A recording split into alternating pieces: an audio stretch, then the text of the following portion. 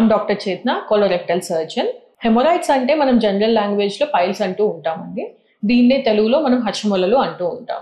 So ఇది ఎందుకు వస్తుంది అని అంటే మన రెక్టమ్ అండ్ ఏనల్ కెనాల్లో ఉండే వెయిన్స్ యానల్ ప్రెషర్ ఇంక్రీజ్ అవ్వడం వల్ల ఆ వెయిన్స్ అనేవి కిందకి జారుతూ ఉంటాయి. వీటిని ఏనల్ కుషన్స్ అంటాము. సో ఎప్పుడైతే ఏనల్ కుషన్స్ అవి కిందకి జారుతూ ఉంటాయో వాటిని మనం పైల్స్ అంటూ ఉంటాం.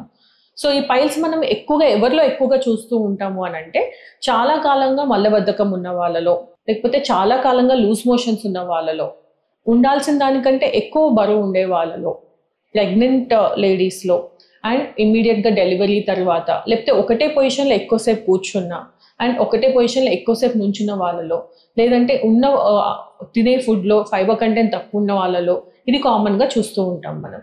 సో ఇది ఎలా అవాయిడ్ చేయాలి అని అంటే లైఫ్ స్టైల్ చేంజెస్ కానీ, డైటరీ చేంజెస్ కానీ, ఎక్సర్సైజెస్ కానీ చేస్తూ ఉండడం వల్ల మనం దీన్ని అవాయిడ్ చేసుకోవచ్చు. డైటరీ చేంజెస్ అని అంటే మనం తీసుకునే ఫుడ్లో ఎనఫ్ ఫైబర్ ఉండేలాగా చూసుకోవాలి.